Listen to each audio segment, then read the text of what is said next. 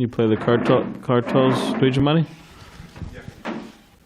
Jaya Radha Madhava Kunja Bihari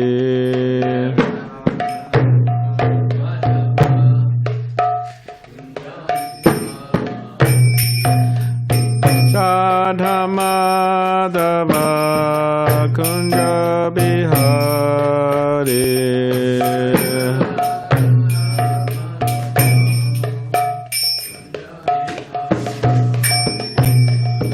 Gopi Janavalabha Girivaradhari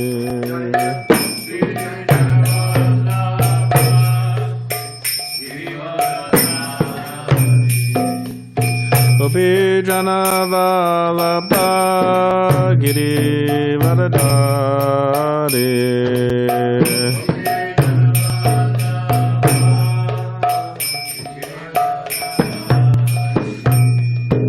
Yashodanandana Brajajana Ranjana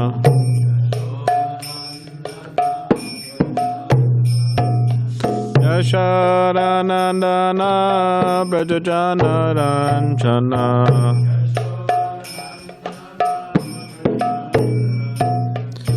Yamuna Tira Vanachari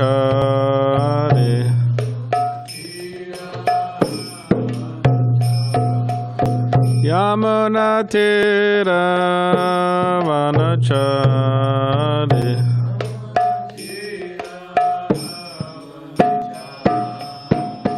Jaya Radha Madhava Kunja Bihari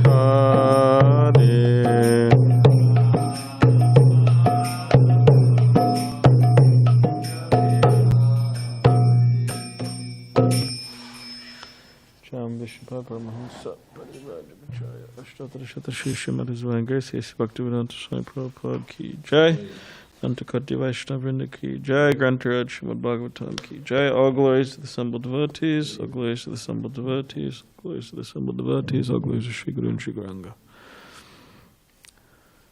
Want to grab the clothes? You know the clothes?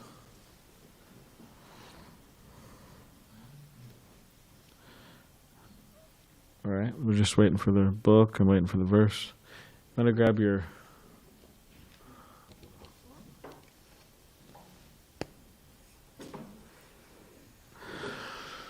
Hare Krishna.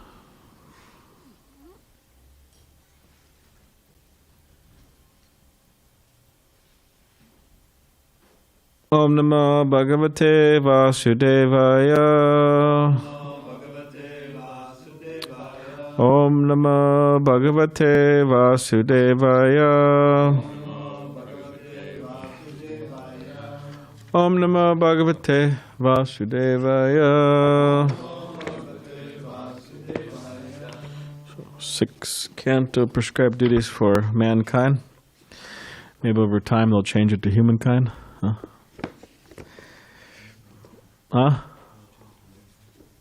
Yeah. Chapter 14, King Chitraketu's Lamentation, text 12. Rupaudarya Vayo Janma Vidyaishvara Shriyadibihi Sampanasya Gunai Sarvaish Chinta Padya Patir Abut Rupaudarya, what is it? Rupaudarya Vayo Janma Vidyaishvara Shriyadibihi Sampanasya Gunai Sarvaish Chinta Bandya Patir Abut Rupaudarya Vayo Janma Vidyaishvarya Shriyadibihi Sampanasya gunar sarvaish Chintabandya patir abut Paudarya vayo janma Vidyashvara Shriyadibihi Sampanasya gunar sarvaish Chintabandya patir abut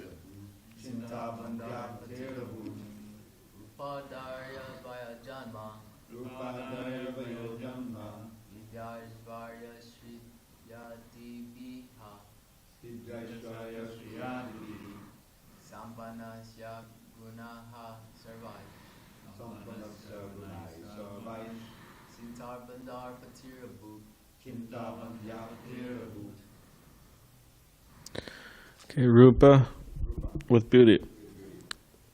Audarya, magnanimity. Vayaha, youth. Janma, aristocratic birth. Vidya, education. Aishwarya, opulence. Shya adibihi, wealth, and so on. Sampanasya, endowed. Gunai, with good qualities. Sarvai, all. Chinta, anxiety. Pandyapatehe, of Chitraketu, the husband of so many sterile wives. Abut, there was. Translation, commentary by His Divine Grace, HG Bhakti Swami Prabhupada. Chitraketu, the husband of these millions of wives, was endowed with a beautiful form, magnanimity, and youth. He was born in a high family. He had a complete education, and he was wealthy and opulent. Nevertheless, in spite of being endowed with all these assets, he was full of anxiety because he did not have a son. Purport. It appears that the king first married one wife, but she could not bear a child. Then he married a second, a third, a fourth, and so on. But none of the wives could bear children. In spite of the material assets of Janmaishwara Shuddha, birth in an aristocratic family with full opulence, wealth, education, beauty, he was very much aggrieved because in spite of having so many wives, he had no son. Certainly his grief was natural. Grihastha life does not mean having a wife and no children. Chanakya Pandit says, Putra hinam griham shunyam. If a family man has no son, his home is no better than a desert. The king was certainly most unhappy that he could not get a son, and this is why he had married so many times. Kshatriyas especially are allowed to marry more than one wife, and this king did so. Nonetheless, he had no issue. Okay, well, next one, 13.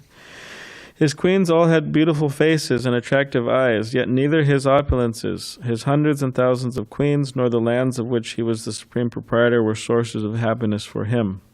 Once upon a time, when the powerful sage named Angira was traveling all over the universe without engagement, by his sweet will he came to the palace of King Chitraketu. Chitraketu immediately stood up from his throne and offered him worship. He offered drinking water and eatables, and in this way performed his duty as a host to a great guest.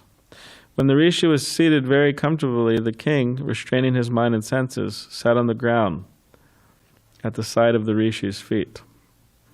O King Prikshu, when Chitraketu, bent low in humility, was seated at the lotus feet of the sage congratulated him for his humility and hospitality. The sage addressed him in the following words.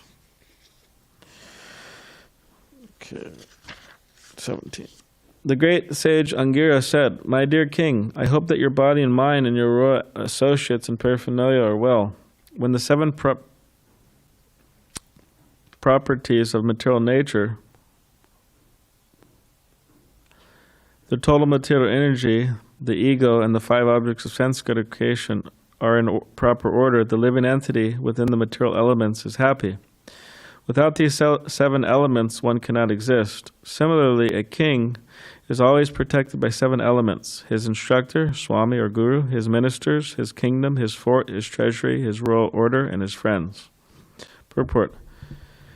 As it is quoted by Sridhar Swami in his Bhagavatam commentary, Samyama Yao Janapada Durga Dravina Sanchayaha Dando Mitram Chatasyayata Sapta Prakatayo Mataha.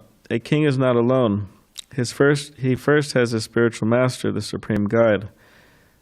Then come his ministers, his kingdom, his fortifications, his treasury, his system of law and order, and his friends or allies. If these seven are properly maintained, the king is happy. Similarly, as explained in Bhagavad Gita, Denasmin Yata Dehe, the living entity of the soul is within the material covering of the Mahatattva, ego, and Pancha Tanmatra, the five objects of sense gratification. When these seven are in proper order, the living entity is in a mood of pleasure. Generally, when the associates of the king are quiet and obedient, the king can be happy. Therefore, the great sage Angira Rishi inquired about the king's personal health and good fortune of his seven associates. When we inquire from a friend whether everything is well, we are not concerned. We are concerned not only with his personal self, but also with his family, his source of income, and his assistants or servants. All of them must be well, and then a person can be happy. Okay.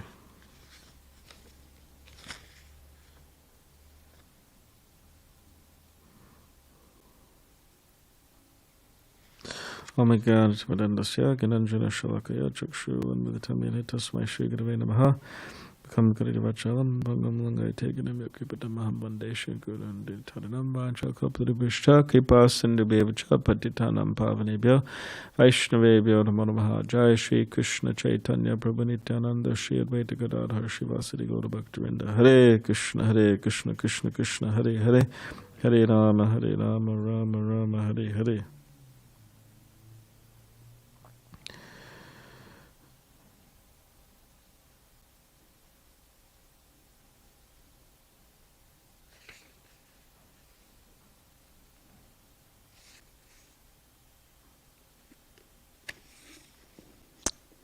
So King Chitraketu is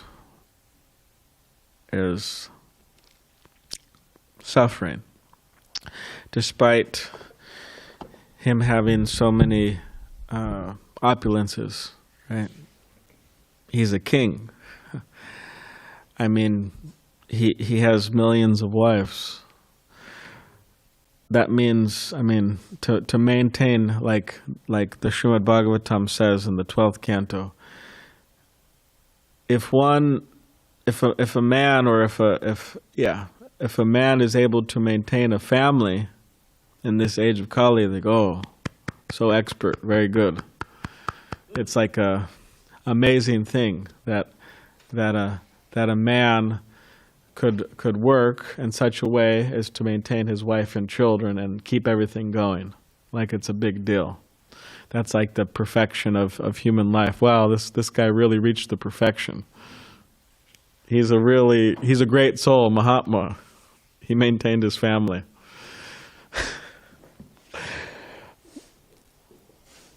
And yeah, we see that it's becoming more rare for people to maintain their family. I mean, a lot of people just get together on the basis of skin attraction, and then they just produced children, and then there's separation, right? Anyways, it's a whole issue going on. But here, King Chitraketu, he's maintaining millions of wives. I mean, that means he was very wealthy to be able to do that. But out of all of these, and it's interesting because he kept on trying over and over and over again. It's like, all right, well, the first one didn't work. Okay, second, third, and then it just went for millions. And then someone may think like, okay, well, maybe he should just give up. It's like, all right, well, I'm giving up. Maybe I should just take sannyas or whatever. Like you have this later, which he did, but you have this the case of Maharaj. What is it, Angira? Yeah. Maharaj Angira had his son. Yeah.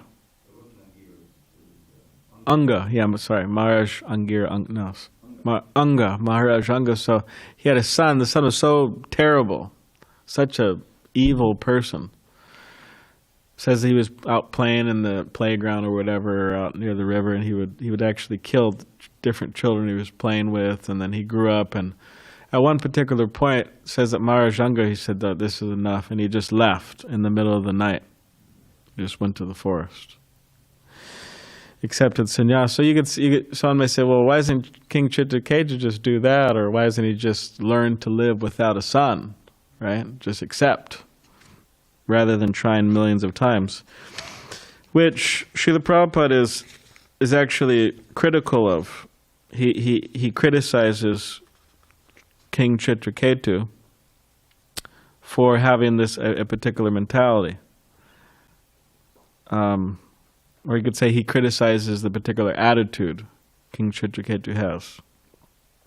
Because later on in the verses, this sage, Angira, he says, well, okay, I could help you have a son by some mystic, whatever, sweet rice or whatever it is. Then he tries to have a son with one of his wives, and then it's successful. But he warns this King Chitraketu that this son will be a cause of your jubilation and your lamentation. In other words, he's going to cause you to suffer a lot. And Srila Prabhupada explains later on that Chitraketu Maharaj, he was thinking, all right, well, as the Bengali saying goes, right? Better to have a blind uncle than no uncle. Yeah, it's a Bengali saying. Prabhupada says it's a Bengali saying. Better to have a blind uncle than no uncle. So, all right, well, let me have a child, even though he's going to cause me a lot of suffering. But then Srila Prabhupada criticizes this attitude. He says that the material world is so polluted that one wants to have a son even though he is useless. This attitude was represented in the history of King Chitraketu. So he knew that there was going to be problems, but Srila Prabhupada was saying the world's so polluted that, okay, let me go anyways for it. This is the issue. That's the problem, actually. That people, they may even know that, like devotees, they know about Maya. They know all about Maya. They know how Maya, they should know how Maya works, how to stay out of Maya, the intricate workings of Maya. But still, it's so attractive. It's Maya. The devotees or people may feel the illusory energy very difficult to resist. In other words, they know that they're suffering there, but still they say, okay, well. So that's the particular thing. That's our choice. That it's not about, okay, whether I'm going to suffer or not, whether I'm going to struggle or not. Yes, we are going to struggle. That's the nature of this world. The nature of this world, it's a place of struggle. So we could struggle for, we could struggle to, in a material sense, or we could be intelligent and we could struggle spiritually. And Srila Prabhupada was asked one time by Madhudvisha Prabhu. Prabhupada liked his kirtans. he said that what will please you, Srila Prabhupada, and then Madhudvisha Prabhu said, or Prabhupada said to Madhudvisha Prabhu that, what will please me is if you struggle. And then one devotee commented on this. He said, well, anyone could do that, right? It's an easy thing to do, right? Struggle. It's a common experience in this world. So, but Prabhupada was saying that if we struggle to be Krishna conscious, if we struggle to spread the Hare Krishna movement, if we struggle to, it means we try. Hey, so okay.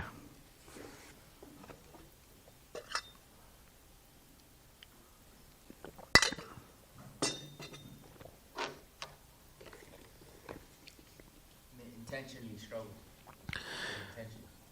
Means that if you try to, like for example, okay, it says that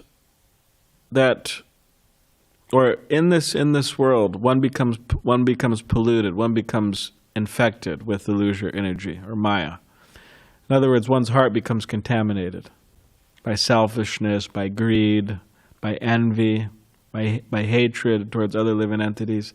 These are all by laziness, by the tendency to be dirty. These are all contaminations within the heart. So to struggle means, okay, I understand these contaminations are here, so now I have to remove them. That's a struggle.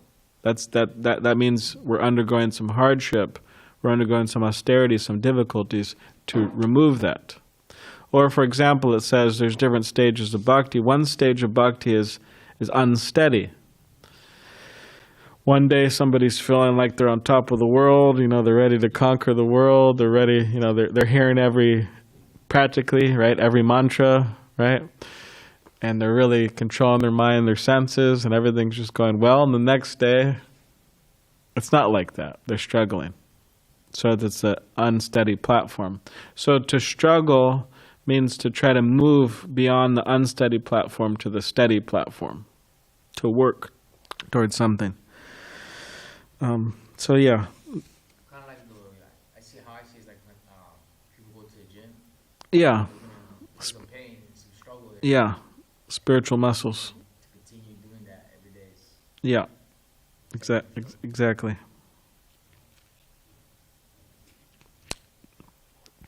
So Angira, the great sage, he's asking.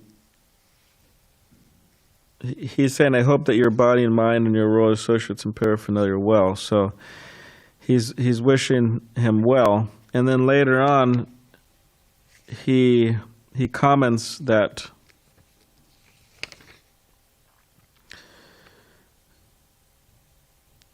Angira, the sage Angira, he is sensing that something's wrong with Maharaj Chittaketu based on his face. And Srila Prabhupada says the face is the index of the mind. Prabhupada says a saintly person could understand somebody's mind based on their face. And that's when Chittaketu Maharaj explains to Angira the problem. He doesn't have a son. So in order for us to be happy or peaceful in this particular world, that's one of the reasons we give up the sinful activities, so as we could be peaceful. Like if one breaks the four regulative principles, or if one thinks about breaking the four regulative principles, then it's a state of disturbance, or it's a state of unhappiness, and it's difficult to focus the mind on Krishna. So one of the reasons we follow these is so our mind can be peaceful, and this way we could remember Krishna more easily.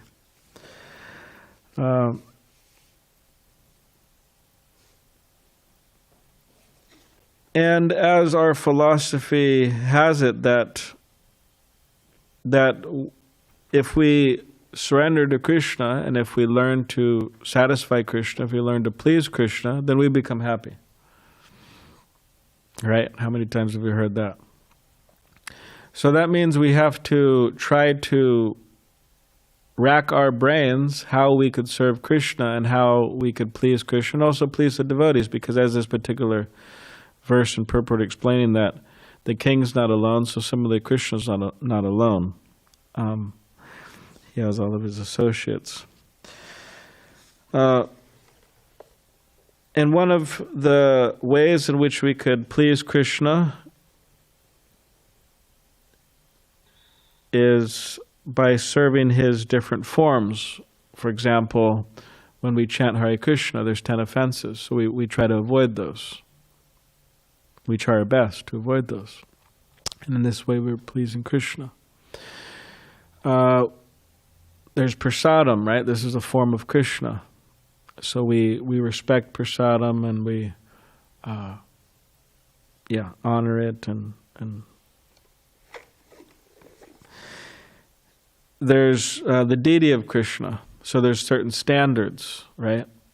There's certain things that we do, there's certain things that we don't do. So in the Nectar Devotion, this is very clearly explained. And for those living in the temple, it's very important that they note all of these different instructions in the Nectar Devotion. I mean, living anywhere, but especially those living in the temple, because they're dealing with the deity so closely. And it's so easy, actually, to become lax and to commit offenses and to not follow the program. And it's very easy to do that. Like, very easy. So we have to be careful. I remember one time, sorry to bring it up, but it was years ago. You know, there's different batches of brahmacharis over the years. So there's one batch of brahmacharis, and we're in the kitchen, and it was right before breakfast, and I was doing something, and then one of the brahmacharis one of them was eating in the kitchen, something, and then the other one was talking like just absolute nonsense in the kitchen, and another person was washing pots, but then he actually spit in the sink, washing the pot. So this was all going on simultaneously, and I was just like looking around, and then I just stopped her and said, "What's wrong with all of you? You know, you're eating in the kitchen, you just spit in the sink. You're talking not like, get it together." And then they just kind of, I don't know what. I don't think they got mad at me. Maybe they probably got mad at me, but it's easy to kind of, because if somebody thinks, at your house, you eat in the kitchen and you talk nonsense and you spit in the sink and you just, keep things dirty. I mean, it's a big issue amongst men. I've seen, I don't know, maybe women, maybe gender fluidity, I don't know, but no, I'm talking about dirtiness. Like on my travels, bachelors tend to be very dirty. So amongst men, the brahmacharis, there's a prediction actually in Kali Yuga says they'll be dirty, but we have to not follow that, But yeah, it's just easy to kind of, so we have to really note this, and deity worship, cleanliness, punctuality, right? It's a struggle, but we have to somehow figure out how to do it. And one of the things recently, or some years ago, there was, these big temple president meetings and GBC meetings. They have once a year in Dallas or wherever. I've never been to one of them, so that's okay. But sometimes I hear the after thoughts. They send stuff out. I'm somehow on some email list and stuff. So, but one of the things that was brought up, Vaisheshika Prabhu brought up a statement in the Nectar Devotion, and it said, Srila Prabhupada writes, Rupa Goswami writes that one should not offer unscented flowers to the deities. This is considered to be an offense. Which, makes sense. It's like offering a tasteless item, to Krishna. Like, why do it? Now, of course, you could say, well, hey, we got devotion, everything's good, patram pushpam palam toyam. But part of having devotion is to highlight that injunction and try to follow that. And to follow it, not try, but to follow it. So Vaisheshika Prabhu is urging the temple presidents and the different temples that, hey, you should make arrangements to buy flowers that have a scent. Well, there's certain flowers that just always have a scent, without a doubt. So he was urging devotees to do that because he says that, you're attending an arati, and then somebody passes around the flower, and then there's nothing there. There's like no scent. It's just you're offering a scentless thing to Krishna. Yeah, there's an oil factor that's there. So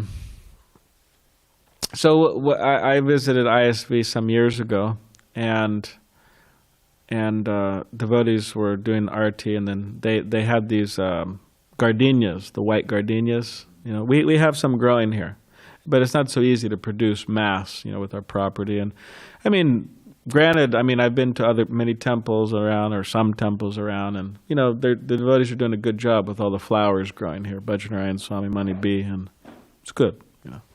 It could all just be empty, or weeds or something, but they're doing a good job. But how much can we produce? So, anyways, they were offering these gardenias.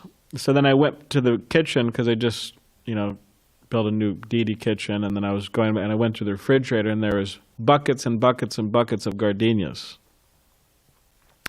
And Vaisheshika Prabhu, he told all the devotees, this is our standard.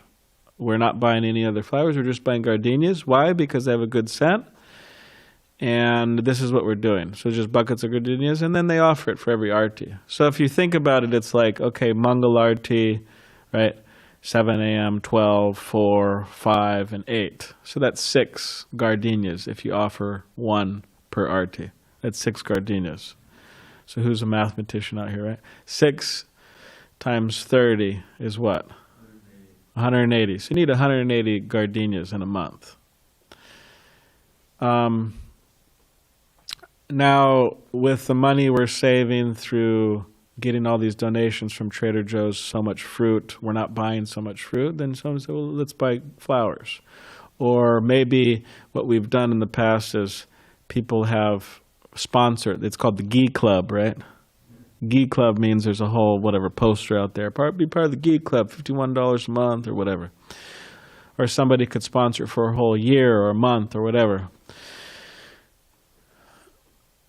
Or as Srila Prabhupada said at Dhananjay, he said, money's flying. You just have to know the art of catching it. So it's like the money's there. So it would be nice, it's Radha Giridhari's 50th anniversary coming up soon. It'd be nice as an offering if we could just somehow work it out, how to perpetually offer something like gardenias, every day. Because, I don't know, these flowers are not. So in this way, it's an idea, but in this way, if we just try to figure out how to serve Radha Giridhari, how to serve Krishna, then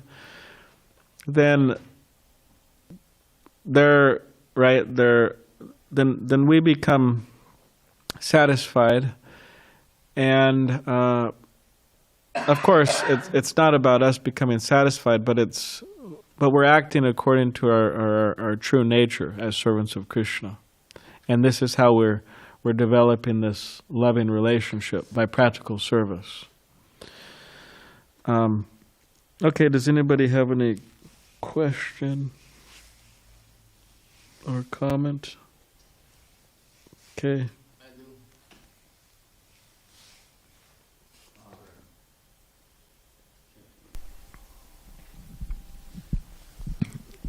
I got 2 parts. In other words, it says that the sage was saying, "How are you, king?" And then Prabhupada's making the point in the purport that it's not just about the king being happy, but everybody has to be satisfied. And he says all of them must be well, and then a person could be happy. So in other words, Prabhupada wants devotees to be happy. He wants things to go on nicely.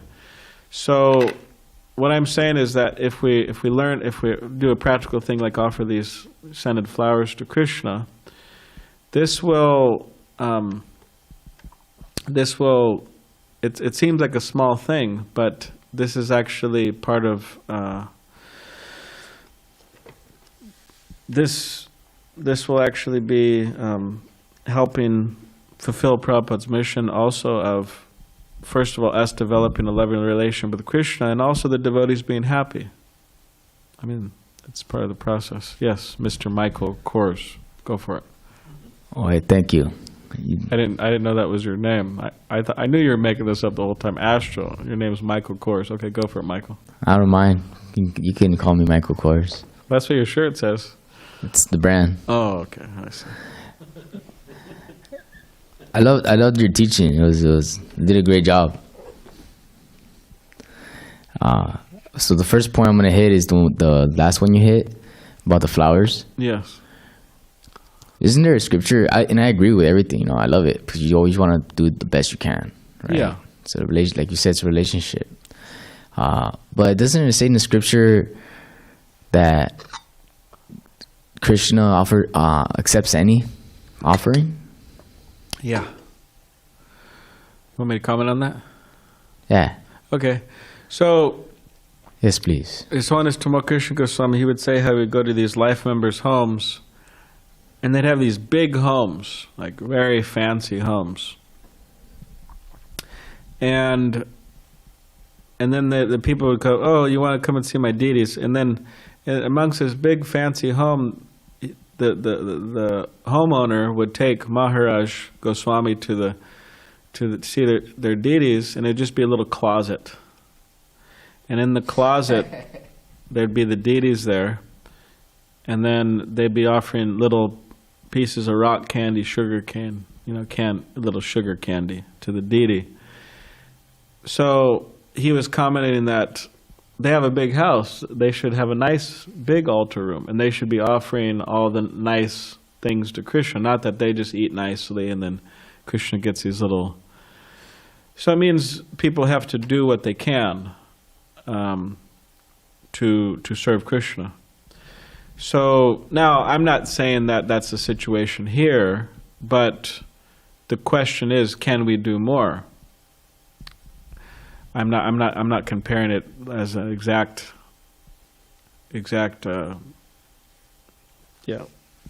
scenario, but the question is, can we do more? And yeah, I think we can if we could figure out how to do it. Now, of course, I'm just putting it out there, and who's going to do it, and am I going to do it? Am I going to arrange it, or somebody who's watching online going to arrange? I'm just putting it out there, just kind of. Sometimes you put things out, and it helps to kind of for it to happen. So. The other thing you said about not being very clean, and yeah, it reminds me of the book you wrote where you're talking with Prabhupada. You told him, you said that you guys are very clean and Americans, but right here they're very dirty, and he's told you, mind your own business. Yeah. Satsrup Das Goswami.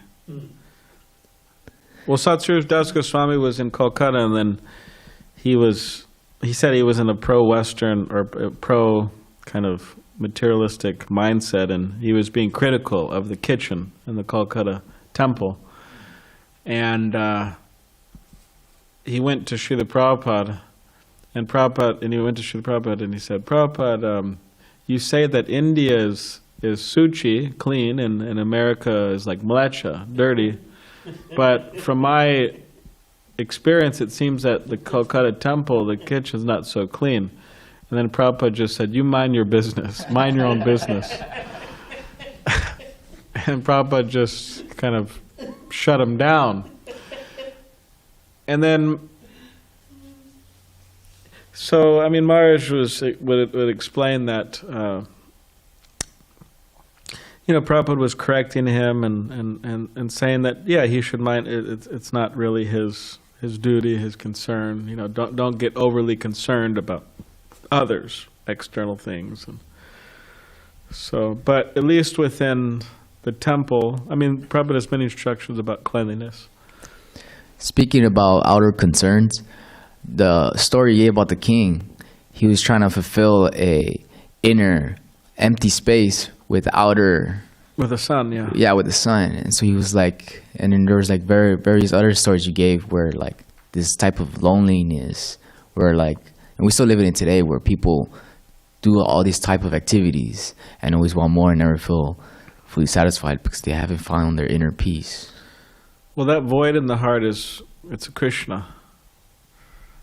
Yeah. It's in the shape of Krishna. Yeah, I feel that gap. One of the many practices. There's so many ways of finding that peace, but the Maha Mantra is one of the best. I felt it myself. Yes.